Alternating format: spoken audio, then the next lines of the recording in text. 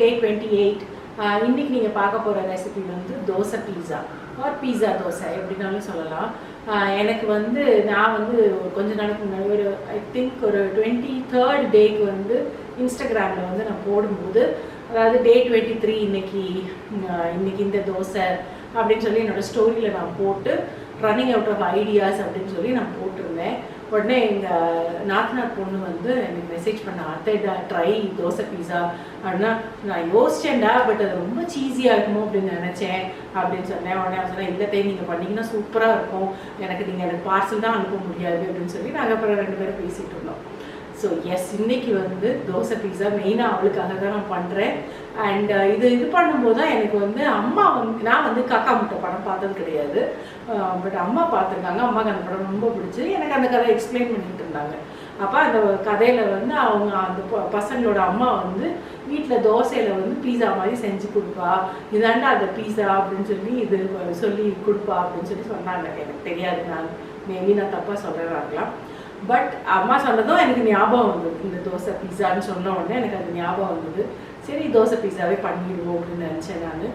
But நான் என்னோட ஸ்டைலில் பண்ணியிருக்கேன். எனக்கு எது, அதாவது தோசை வந்து நம்ம திருப்ப முடியாது, at the same time dosa கரெக்டாக குக் ஆகிருக்கணும், அதுக்கு ஏற்ற மாதிரி நம்ம பண்ணோம்னா தான் இது நல்லாயிருக்கும் அப்படின்னு தோணுச்சு எனக்கு. ஸோ எஸ், முதல்ல போய் நீங்கள் ரெசிபி பாருங்கள். ரெசிபி பார்த்துட்டு அதுக்கப்புறம் எனக்கு பிடிச்சிருந்ததுன்னா நீங்களும் செஞ்சு பாருங்கள். இந்த தோசை பீஸா பண்ணுறதுக்கு வந்து இந்த ஃபஸ்ட்டு டே தோசை மாவு இருந்ததுன்னா உங்களுக்கு இன்னும் நல்லாயிருக்கும். அண்ட் நிறைய தண்ணி ஊற்றிடாதீங்க. ஸோ இதை வந்து ஓரளவுக்கு இந்த மாதிரி விரித்து வச்சுட்டு கொஞ்சமாக எண்ணெய் ஊற்றிக்குவோம். ஸோ இது ஃபஸ்ட்டு வந்து இந்த சைடு குக் ஆகட்டும், சரியா? ஸோ இது வந்து இந்த பக்கம் நல்லா இதாகிடுச்சு. இப்போது இதை நான் திருப்புறேன். நம்ம இந்த சைடு தான் எல்லாம் பண்ண போகிறோம், சரியா? நான் இங்கே வந்து பீஸா சாஸ் எடுத்து வச்சுருக்கேன். உங்கள்கிட்ட பீஸா சாஸ் இல்லைன்னா சும்மா டொமேட்டோ கெச்சப்பில் வந்து கொஞ்சம் ஹர்ப்ஸ் அந்த மாதிரி ஏதாவது போட்டுட்டு நீங்கள் போடலாம், உங்களோட விருப்பம்தான்.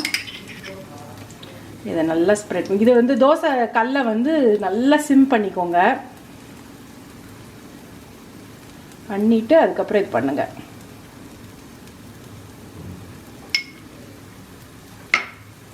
அது மாதிரி இங்கே பார்த்தீங்கன்னா நான் வந்து இங்கே வெங்காயம், கேப்சிகம், அப்புறம் கார்ன், ஒரே ஒரு துண்டு தக்காளி பழம் போட்டிருக்கேன், சரியா? இப்போ இதை வந்து நான்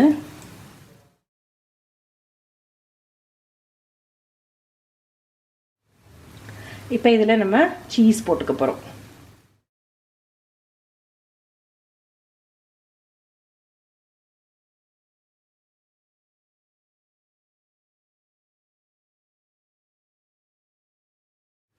இப்போ இதை வந்து நான் இப்படி க்ளோஸ் பண்ணி வைக்க போகிறேன்.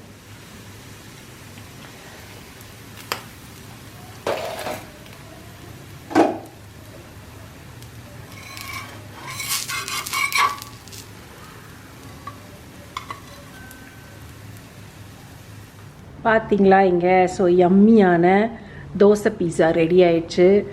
கண்டிப்பாக உங்கள் வீட்டில் குட்டீஸ் எல்லாம் நீங்கள் எடுத்து இப்போ பிளேட்டில் வைக்கிறதுக்கு முன்னாடி அவங்க சாப்பிட்றதுக்கு ரெடி ஆகிடுவாங்க. பயங்கர ஹாட்டாக இருக்குது. ஆனால் அண்டு பின்னாடி பார்த்தீங்கன்னா இந்த மாதிரி இருக்குது, கருகெல்லாம் இல்லை. ஸோ இட் இஸ் கரெக்டாக இருக்குது. எனக்கு ரொம்ப பிடிச்சிருக்கு. நாங்கள் இனிமேல் தான் சாப்பிட போகிறோம். நான் சாப்பிட்டுட்டு உங்களுக்கு எப்படி இருந்ததுன்னு சொல்கிறேன். ஓகே, தோசை பீஸா பார்த்தீங்களா? உங்களுக்கு பிடிச்சிருந்ததா? நீங்களும் ட்ரை பண்ணுவீங்கன்னு நான் நினைக்கிறேன். கண்டிப்பாக வந்து இது வந்து கண்டிப்பாக வீட்டில் வந்து கிட்ஸ், அதுவும் இப்போ வந்து சம்மர் டைம், எல்லாருமே முக்கால்வாசி எல்லோரும் வீட்டில் தான் இருக்காங்க. லாக்டவுன் எக்ஸட்ரா எங்களுக்குலாம் லாக்டவுன் ஆரம்பிச்சிச்சு. ஸோ எஸ், இந்த இது வந்து வீட்டில் பிள்ளைங்களை வந்து என்கேஜாக வச்சுருக்கணும். திருப்பி நமக்கு வந்து தோசை வந்து ஒரு ஸ்டேபிள் ஃபுட். நமக்கு வந்து வீட்டில் வந்து அது அரைச்சி வச்சுக்கிறது easy. At the same time தோசையில் வந்து ஒரு வெரைட்டியாக நம்ம கொடுத்தோன்னா பசங்க வந்து கொஞ்சம் குவைட்டாக சாப்பிடுவாங்க. அட் த சேம் டைம் இந்த வெங்காயம், எனக்கு சந்தியாலாம் கேப்சிகம் தொடவே மாட்டாங்க. என்ன இது பண்ணாலும் கேப்சிகம் தொட மாட்டா. கேப்சிகம் சாப்பிட வைக்கிறதுக்கு எனக்கு ஒரு சில ஐடியாஸ், ஜிமிக்ஸ் ஐடியாஸ் நான் நிறைய பண்ணுவேன். நான் அது அவளுக்கு தெரியாமல் அவளுக்குள்ளே போகும். ஸோ அந்த மாதிரி பிள்ளைங்களுக்கு வந்து எந்தெந்த காய்கறிகள் அவங்களுக்கு வந்து சாப்பிட வைக்கணும்னு நம்ம நினைக்கிறோமோ அதை வந்து கொஞ்சம் ஏமாற்றி ஏதாவது என்ன நம்ம தினமும் தோசை பீஸா செஞ்சு கொடுக்க போகிறோம் இல்லை என்றைக்கோ ஒரு நாள் தோசை பீஸா செய்யலாம், தப்பு கிடையாது. ஸோ எஸ், உங்கள் வீட்லேயும் நீங்கள் மாவு வச்சுருப்பீங்க, இந்த வெஜிடபிள்ஸ் எல்லாம் வச்சுருப்பீங்க, இந்த கியூப் சீஸ் வச்சுருப்பீங்க, உடனே செஞ்சு கொடுங்க பிள்ளைங்களுக்கு. செஞ்சு கொடுத்துட்டு எப்படி பசங்க என்ன பாராட்டினாங்க உங்களை அப்படிங்கிறத எனக்கு கமெண்ட்டில் நீங்கள் போடுங்க. ஓகே, நாளைக்கு உங்களை மீட் பண்ணுறேன். நாளைக்கு சிம்பிள் ரெசிபி மேபி ஏன்னா எனக்கு சுத்தமாக எனக்கு ஐடியா இல்லாமல் போயிட்டே இருக்குது. இன்னும் 2 நாள் தான், எப்படியா தாக்கு பிடிச்சி முடிச்சிடணும்னு நான் நினச்சிட்டு இருக்கேன். நாளைக்கு உங்களை மீட் பண்ணுறேன். until then bye.